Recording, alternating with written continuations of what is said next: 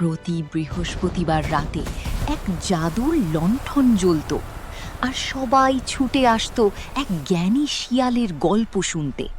স্বাগতম মজার গল্পের আড্ডা চ্যানেলে। সোনাঝুরি বনের ঠিক মাঝখানে দাঁড়িয়েছিল এক বিশাল প্রাচীন বটগাছ।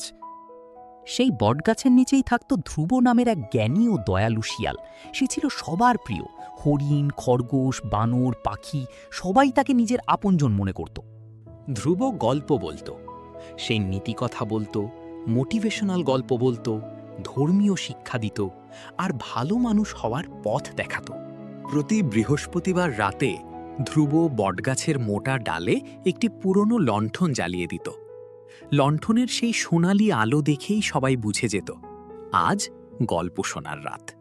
হরিণেরা সামনে এসে বসত, খরগোশেরা লাফাতে লাফাতে আসত, বানররা ডালে উঠে বসত।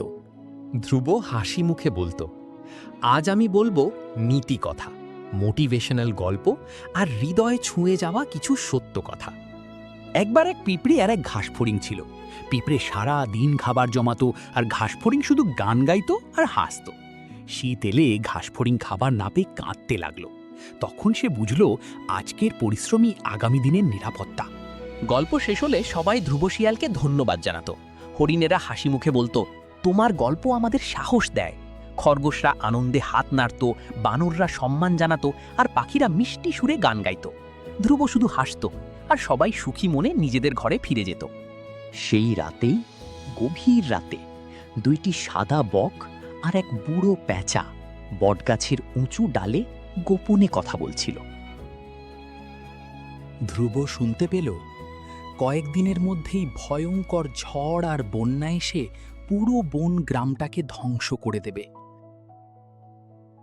কিন্তু একটি ভয়ঙ্কর শর্ত ছিল, যে এই খবর সবাইকে জানাবে সে নিজেই চিরদিনের জন্য পাথরের মূর্তি হয়ে যাবে। পাখিরা ধ্রুবকে বলল, চুপ থাকো। কিন্তু ধ্রুব বলল, আমি যদি নিজেকে বাঁচাতে চুপ থাকি তবে আমার সব গল্প মিথ্যা হয়ে যাবে। পরের বৃহস্পতিবার রাতে ধ্রুব আবার লণ্ঠন জ্বালালো আর জোরে বলল, সবাই এখনই এই বন ছেড়ে চলে যাও, ভয়ঙ্কর বন্যা আসছে। সব পশু পাখি ধ্রুবর কথা বিশ্বাস করে দ্রুত নিরাপদ জায়গায় চলে গেল। আর সেই রাতেই শুরু হলো ভয়ঙ্কর ঝড় আর বন্যা। ধ্রুব একা বটগাছের নিচে দাঁড়িয়ে ধীরে ধীরে পাথরের মূর্তি হয়ে গেল। আজও সবাই তাকে বনের নায়ক বলে ডাকে। প্রতি বছর তার মূর্তিতে ফুল দেয়, উৎসব করে আর ছোটদের শেখায় সত্যিকারের হিরো সেই, যে নিজের জন্য নয়, অন্যের জন্য বাঁচে। আজকের গল্প এখানেই শেষ। ভালো লাগলে লাইক, শেয়ার আর সাবস্ক্রাইব করতে ভুলবে না। আবার দেখা হবে